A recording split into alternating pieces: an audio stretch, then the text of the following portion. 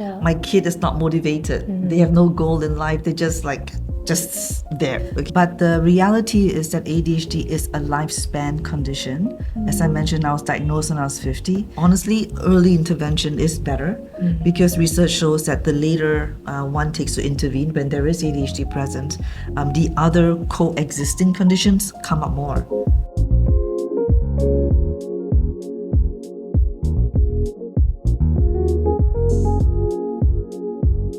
Welcome to All My Greats podcast.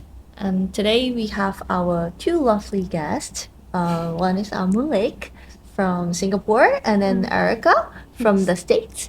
So today we are going to discover some very interesting topics and discussion on ADHD. But first, I'll save some time for you guys to introduce yourself. Hi, I'm Moonlake. Moonlake Lee from Singapore. I'm the founder and director of a charity and social service agency called Unlocking ADHD that empowers ADHDers and their families to live life to the fullest. I was diagnosed quite late in life. I was about 50 years old when I was diagnosed, very unusual. And my daughter was diagnosed with ADHD a year before I was diagnosed. And I realized at that point in time that there wasn't much information in Singapore about ADHD, so that's why I started a charity. So my name is Erica, and I was born in Taiwan, grew up in California, and moved to Shanghai about 7 years ago to focus on business in medical device, and recently also just started my own company in pet medical device as well. And I think for me, mental health and mental wellness has always been a topic of such interest. So certainly very happy to have the opportunity today. So first things first, I think why we wanted to do on this topic is because a lot of people actually have some misconception on ADHD, right? Whenever someone hears about ADHD, probably they would be like, I feel sorry for you, or they feel like it's a really bad thing if your family has an ADHD kid. How about we dive into first to get to know about ADHD, and Moonlake can help us understand more.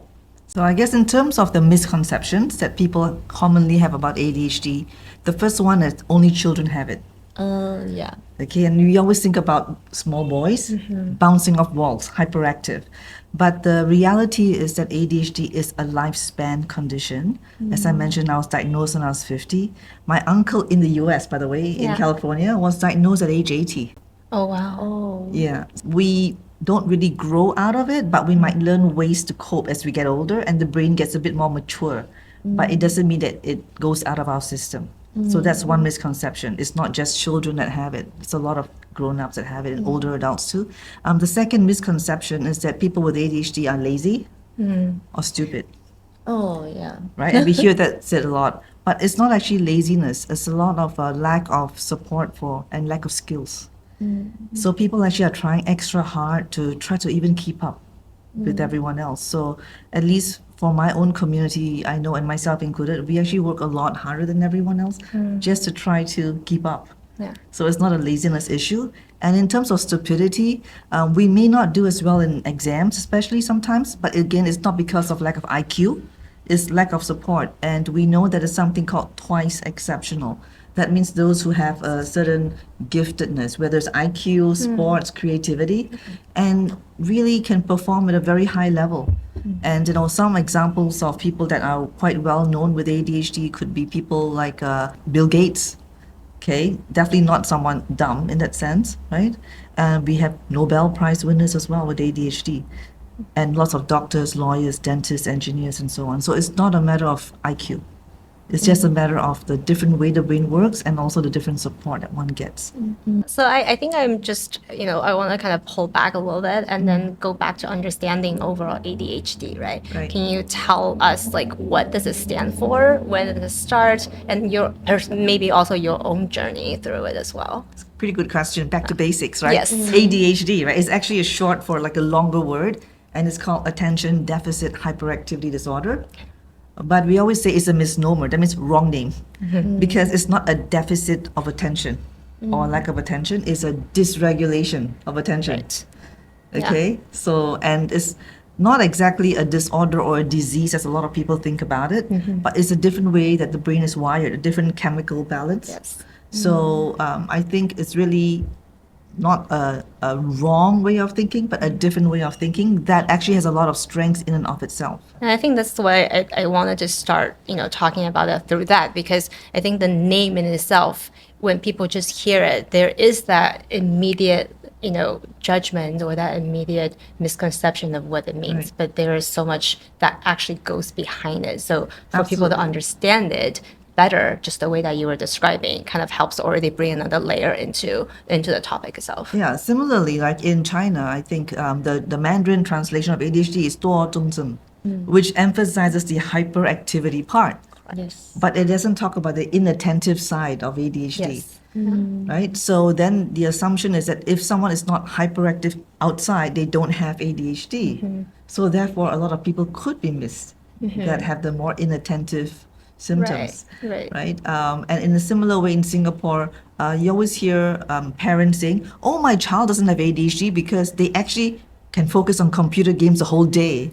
So it's not a deficit of attention." And we're saying, no, that doesn't mean that if they can focus on computer games, they don't have ADHD. Right. Because the wiring is very different. We always say the ADHD wiring is not priority based, but is very much interest, novelty, challenge, and in a way of passion as well. But we tend to be very much on interest and urgency sometimes because we procrastinate. Right. So because of that, the way that you want to bring out the best in a person may not be the same as those who don't have the condition. So you mentioned, kids, and earlier you mentioned that you were diagnosed part of it later in life, Yeah. but you have your daughter was first diagnosed.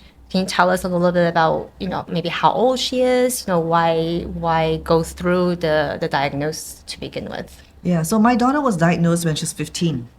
And the reason why we came to that point in life is because at that point, she was getting ready for a very major exam in Singapore, the O levels. Okay. And she was failing 5 out of 8 subjects. Okay. So really feeling not very confident about herself and what's her future holding for her. And we as parents always know that she's capable of much more. And after her diagnosis, she started winning awards. So much so that less than 3 years after her initial diagnosis, she managed to get into dental school. Wow, Which congratulations. is, thank you, but that's one of the toughest fields to get into because of lack of spots.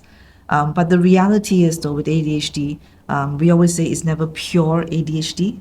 The research shows that about 80% plus of adults with ADHD have another condition on top, about 70+% of kids. Okay. So for many of us, the other more common conditions together with ADHD are anxiety and depression, or like a specific learning disability or learning issue like dyslexia, autism spectrum disorder, dyscalculia. So for my daughter, she has some adjustment issues. So she's recalibrating, but she's still trying to pursue dentistry, but closer to home. So that's sort of where we are right now. But the key why I'm so passionate about this is because we could see that a kid that was failing out actually was so much more capable. And if she didn't get the diagnosis and the support, she wouldn't have known that. Right. And I'm thinking how many other kids out there and how many other adults that miss a diagnosis. They could have Absolutely. done more, right? So for the charity that I founded, Unlocking ADHD, the problem statement, we always talk about problem statements, is that the symptoms of ADHD impair relationships and cause underperformance in home, at school, at work, in life, leading to lost potential. Yeah. So we're trying to claim that back. Yeah, thanks for sharing that. So, let's go back and talk a little bit about this whole misconception or misunderstanding of ADHD, right? Because a lot of that, like you said, this missed potential, whether if it's in children or adults, if they are not really understanding what this diagnosis are, what is that they're experiencing, they don't have a word for it, they don't have an understanding about it, they can't cope with it, they don't have the tools that they need. But to begin with that, what are some of the misconceptions that you see? Yeah, I mean, again, besides the fact that they're not doing well in school, a lot of parents struggle with the idea of motivation. Yeah. My kid is not motivated. They have no goal in life. They're just there, okay? And one of the things that we're learning as we read more about this is again going back to the idea of skills. Okay. Sometimes the acting out is from frustration because they're not at the right skill level to do whatever they're supposed to do. And the research shows that in terms of the brain development, there's a part of the brain that develops much slower in humans, the prefrontal cortex, this part here.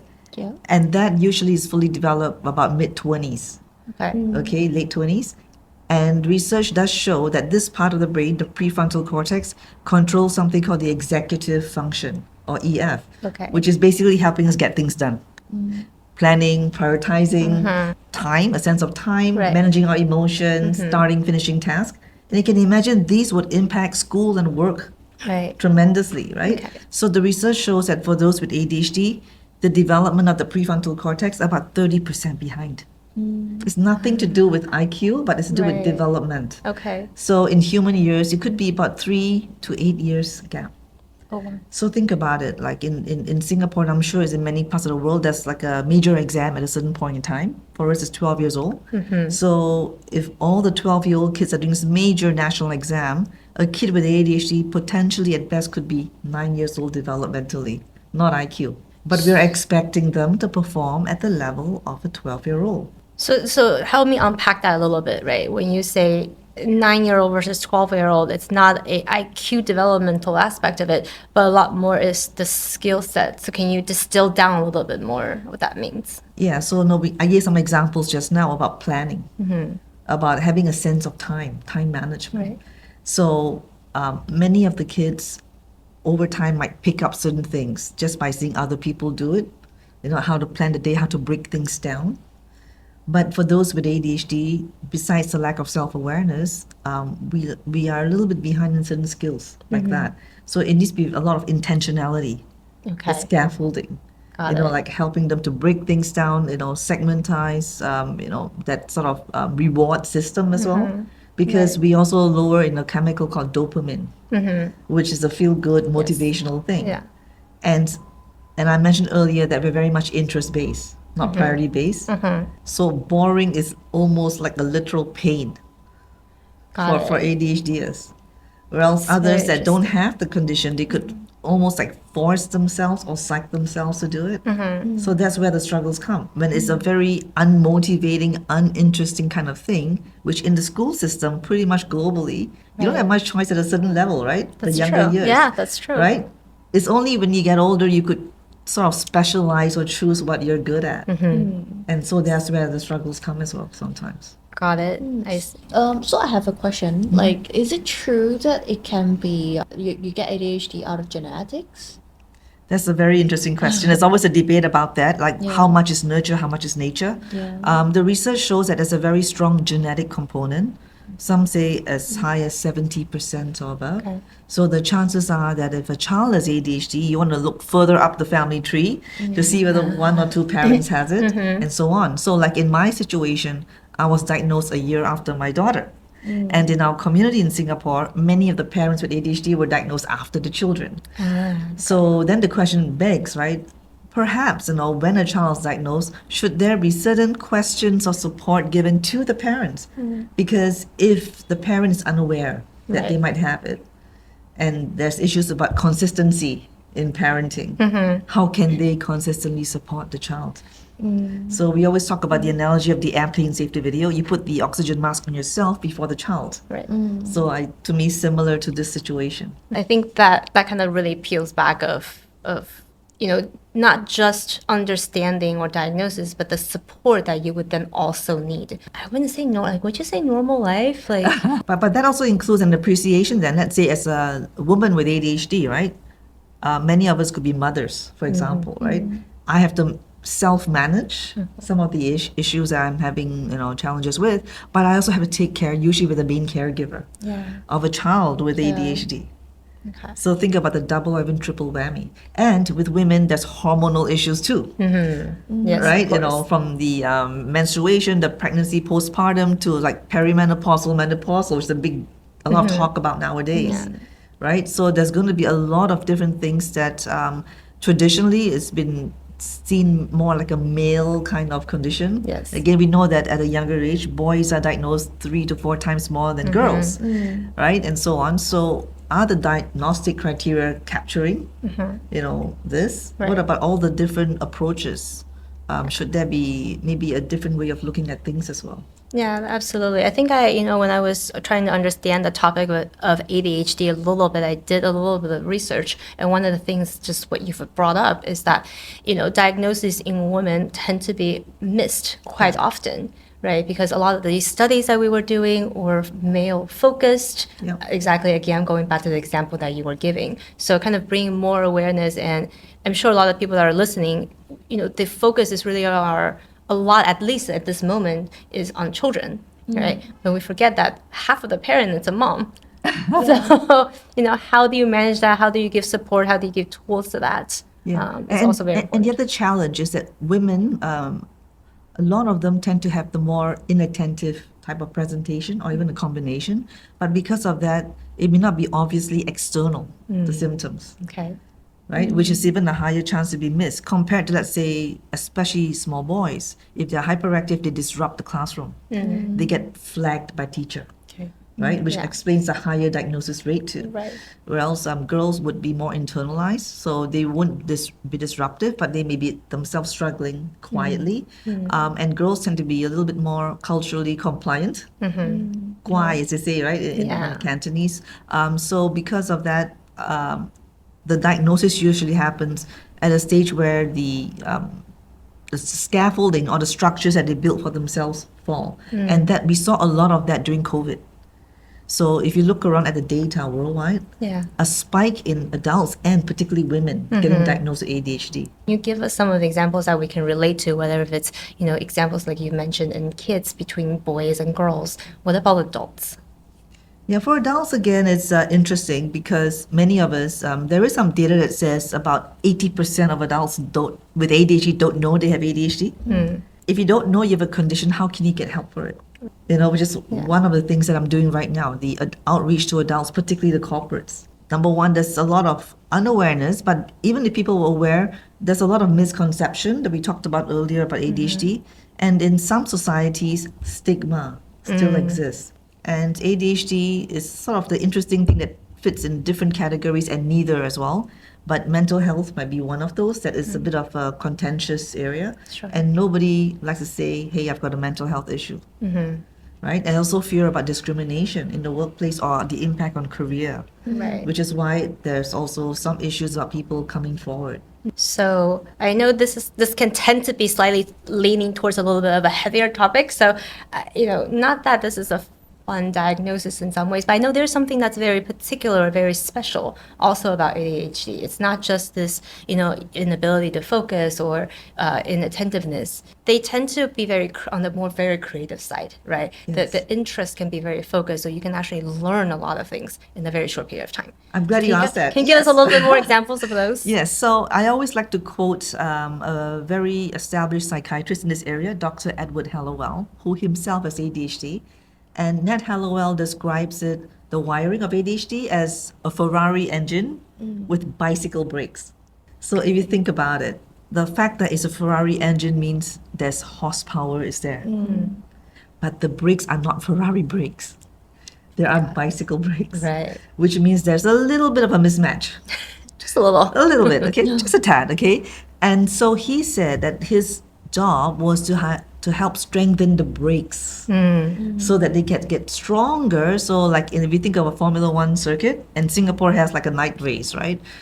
When the car is going around sharp corners, if the brakes are not working properly or they're not so strong, there's a risk that the car will go off the track and crash. But if the brakes are strong, the car could safely turn and potentially even win the race. So this is what we're talking about, that self-regulation. We talked about the executive function. Right. That part, the self-regulation, self-management. So that's what we are focusing on as one of the areas where we hope to help people manage ADHD better. Okay. Yeah. That's very So you're right about the strengths, lots of them. And you said it's the creativity, out the box thinking. Yeah. And a lot of times the visionaries are the ones that come up with things that change the world. Yeah. They They call Bill Gates, and that's one of Yeah, them. so I think that's the fun part of it, but sometimes too much of a good thing. So even for like myself, the thing is to be able to pace ourselves. So I always remind myself life is like a marathon, not a sprint. Pace yourself. So same thing for ADHD, right? With 1,001 ideas, when my mind moves so quickly, my mouth can't keep up, right? So sometimes I talk rubbish just because I can't like sync it. But that means that when we have too many ideas, people around us can't keep up with us too, right? And sometimes right. too many ideas means you can't execute everything Yes. to the best way. So it's learning to be self-aware and understand that, and then intentionally slowing down or putting things that are wonderful in a keep in view or KIV document and just trying to prioritize is really hard on the 2 or 3 that really need to be worked on right now. Yeah. So the analogy of comparing ADHD with Ferrari engines makes it like kind of cool, right? So when you get diagnosed as at 50, you mentioned, do Yeah. you think it's kind of cool, or did you actually have a bit of sadness to it? It's a good question because I think ADHD, like some of the other conditions, is very individual. So the kind of environment or situation or challenge that I face may be very different from someone else who has ADHD. So in my situation, I thought it was interesting because it gave me an understanding of my past. Anyone who checks me on LinkedIn will find that my LinkedIn, I always joke, is a recruiter's nightmare because they don't know where to place me. I've been in so many different industries. At one point, my husband said, "What's wrong with you? How come you can't just stay in one job?" Okay. But I still managed to survive okay because I had support. But how about those that don't have either family support, financial support, or if they didn't do well enough in school and they had less choices in life Right.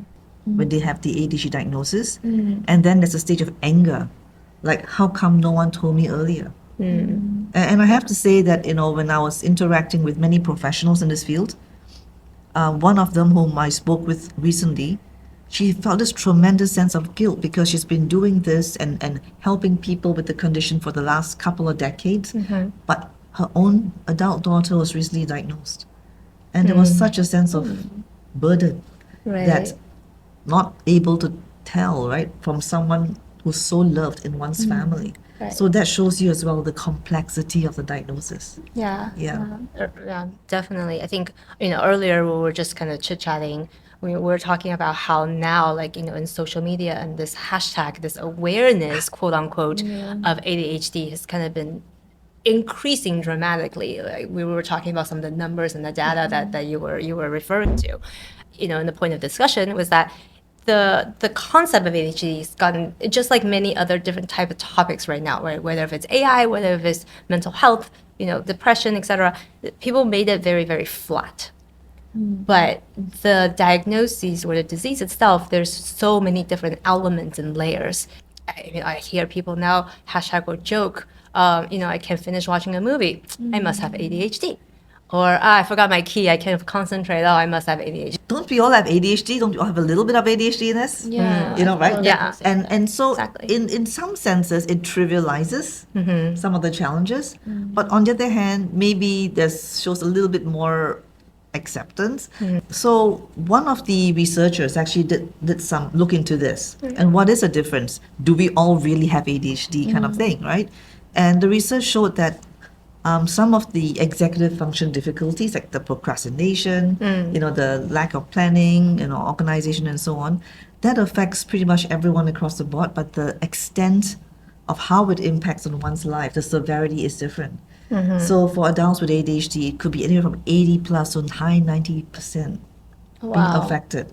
Whereas for those who don't have ADHD, they do have it to somewhere 7 to 14%. So it does impact, but not to the same extent. Right. So it really have to go dig deeper. Right. And I Right. think that's what we're talking about, like the multi-layers, right? The more Correct. better you can understand, the better because even within ADHD, there's different elements or different, not all ADHD looks the same. Exactly. So, and that's the difficulty because on the one hand, a lot of people identify with some of the common symptoms. I mean, I'm sure pretty much everyone at some point or another has procrastinated, Yeah. right? Right. Or had other issues like blurting things out. So when is it really ADHD, right? And so right now, at least at this point in time, the diagnostic criteria includes having some of these issues before the age of 12. right? And so that's why for the diagnosis, they normally say, can we have a look at your report books? Can you bring a family member, a sibling or a friend who's known you for a long time Yeah. to sort of be the external verification? And usually it also has to impact your life in at least two areas. Yeah. Could be academic, could be relationships, Okay. it could be career, financial, So they need to see that. At least at this point in time, that's the criteria that people are looking at. Okay. Yeah.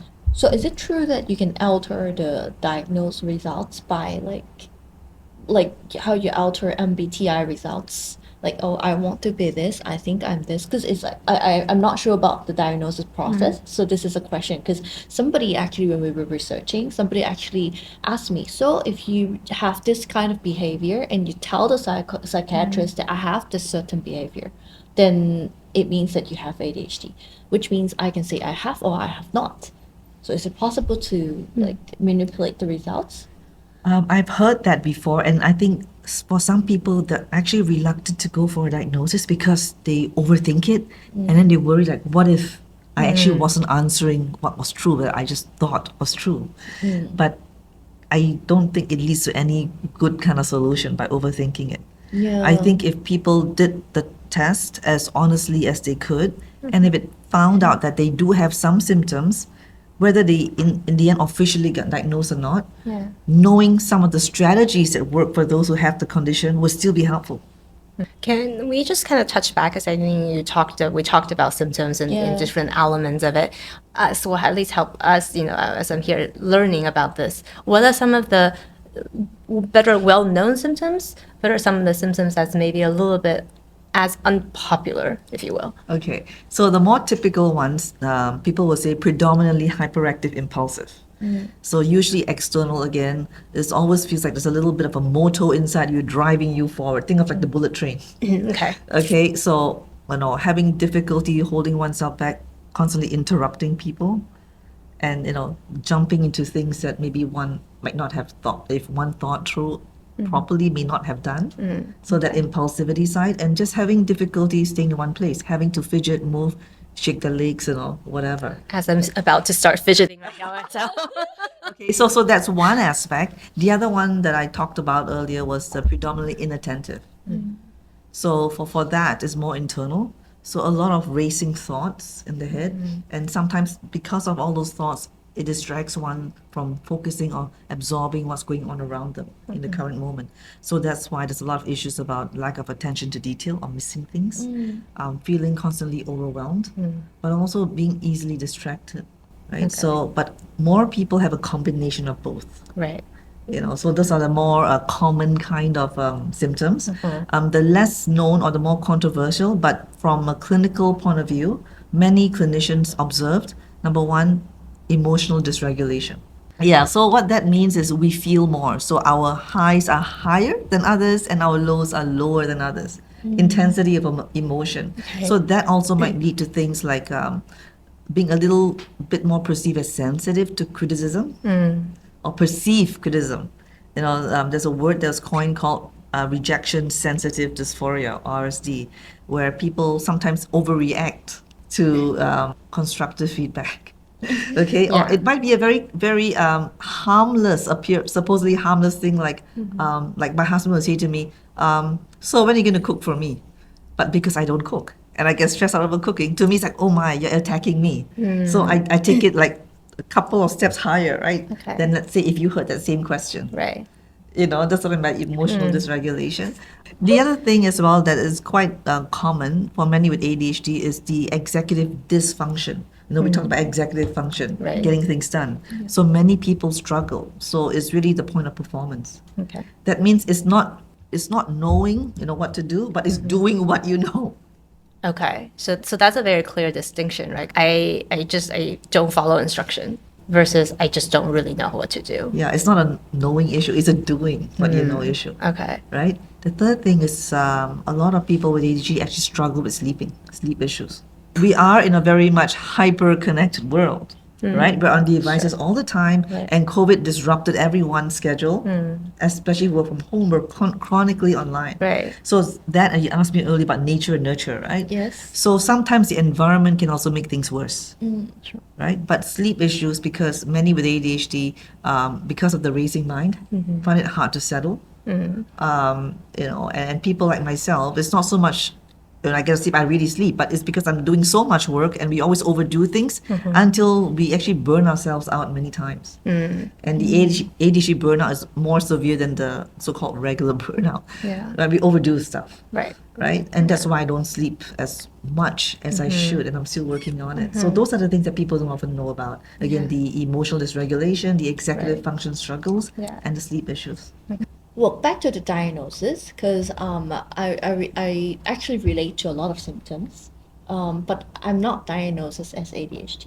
But when I listen to the symptoms, like Erica, I'm ticking a lot of boxes. But I realized that I had issues before. But with time, like from time to time, and I grew up now, I train myself to cover those flaws. For example, planning. Right, I do a lot of plannings nowadays because I know I would forget a lot of things. So I put everything on my calendar so I don't anymore forget things, right? So then if I'm arrived at such a stage, does it mean that I do not have ADHD anymore if I go to a psychiatrist? I think you have learned to cope with it. Oh, Okay, but it doesn't mean that you don't have it. And so this is a little bit of a joke here from my own personal story. When I went for my ADHD diagnosis, there is this thing called the DSM-5, which is almost like a checklist of symptoms. 75. Okay. DSM, right? Diagnostic and Statistical Manual of the American College of Psychiatry. So one of the questions I asked was, do I forget appointments? Right? And I looked at that question, and then I checked as no. yeah. And then I handed it back to the psychiatrist and I said, I think there's a problem with that question. She said, why? I said, because is it with or without my phone and my planner? Yeah. Okay. Yeah, And then she absolutely. said, it's without your planner. I said, then the question should say so. Because it didn't say so, right? Right. And so I would say that I don't have a problem, just like you were saying, right? Yes. Because you figured a way, you put it on your Google Calendar or your Yeah. book. In my natural state, of course, I'll forget many, many things. And because people with ADHD have a very short working memory. It's like when you want to like get the PIN number for some banking transactions, I look at it, the minute I look away, I totally forgot what it was. So if I didn't have auto responders, auto reminders, Yeah. right, I'm going to be in shambles. Christian, I feel like I'm checking more boxes over here. What's going on? So My it doesn't notes. mean that we don't have ADHD if we don't struggle anymore, because we found ways to work with it, right? agree. But that's why initially when I got diagnosed, I wasn't very sure I really had ADHD, just because of the fact that just by one extra question, if I didn't ask, I would have been ruled as borderline don't have. Right? Okay. And then when I later on changed it, because she said, no, it's without, right? Your age. And then I said, oh yes, now I have. I've got 5 out of 9. Right. For children, it's 6 out of 9 of the symptoms Okay. of each side. Or adults, it's 5 out of 9. Valid nine. Right? Yeah. Then I think about how many other people might not have a chance to question the person giving them the test like I did. Yeah, and then you'll either get a diagnosis or you don't get a diagnosis. But of course, you do have to dig deeper and look at one's life and the patterns that one went through. Then that's where you can tease out more. So people who don't know you as well may have a different impression than those who live with you. For example, when I first had ADHD and I told people around me, some of my friends and old friends said, what? You don't look like you have ADHD, that's number one. Yeah. And secondly, it's like, you're the most organized person I know. But you know what? If you ask my family and my mom and my husband, they say, oh my goodness, her room's a mess, her bag is always like everything chucked in and cannot find anything. But it's only those who know you well. So think about a professional that one sees who doesn't know you and sees you for that half an hour plus or whatever, right? Right. Yeah. So there's a lot of elements that can be missed. Absolutely. Yeah. How do you manage diagnoses for children? Right. We're talking about 2, 4, 5, 6. And my nephew, best child in the world, runs around with the biggest energy in the world. Right. Sings, dance, so. At some point, how can a parent bring out this awareness in themselves, and how can they notice within their kids and realize that maybe this is something that they need to have a further discussion with? That's really an important question. And honestly, early intervention is better because research shows that the later one takes to intervene when there is ADHD present, the other coexisting conditions come up more. Like again, we talked about the anxiety, the depression, Right. And some of the learning, the kid gets further behind if they're not able to sit still. If they're so disruptive, they're missing a lot of classes. I read somewhere one of the people that was always misbehaving in class was always standing outside class, right? And in the end, they miss a lot of class. Right. They miss a lot of teaching because they were standing outside. So it does impact. So I think if it's the more hyperactive presentation, Yeah. at some point the teachers would be making some complaints. Right. Friends, parents might be making complaints. And I think as a parent yourself, you would know. And I would say, trust your gut. Kids don't always grow out of it. And that's why people delay seeking help. If you see that there are things that are not synchronous with, let's say, the progression or development, check it out further. Right. Because the earlier that one can intervene and understand the condition and put in all the scaffolding, all the structures that might help with the executive function. Right? Absolutely. And as you said, you learned about the scheduling, right? The Yeah. timetabling. My grandfather taught me all that as a kid. So I think that's what helped me better because there's some anecdotal stories flying out there that by the time ADHD child is about 10 years old, they've heard about 20,000 negative comments. Think about it. And what does that do for one's sense of identity when one's an adult? That's such a powerful viewpoint into it, right? Because Yeah. you're right, we kind of discount a lot of that and how that impacts a child's mental development as well, their confidence, Yeah. their understanding of selves, or how they identify themselves. Yeah, so I would say to parents, if you suspect, go check it out because if there really is something that you could do to support your child, I think it helps address things before it gets worse, number one, and also you're preserving their self-esteem and their self-confidence, and you're actually having a longer run way for them to learn and you to learn together with them. Sure. Rather than a late diagnosis and a couple of things have been done in the past that you are trying to heal from, right, or undo.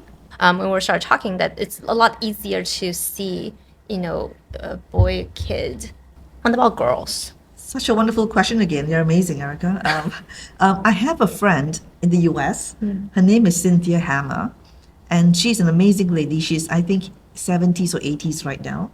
Very passionate about ADHD, particularly inattentive ADHD, which tends to affect more women. And she just started another movement called Find the ADHD Girls.org. And her mission is for us to find the ADHD girls before age 8. Okay. Exactly what you're asking, right?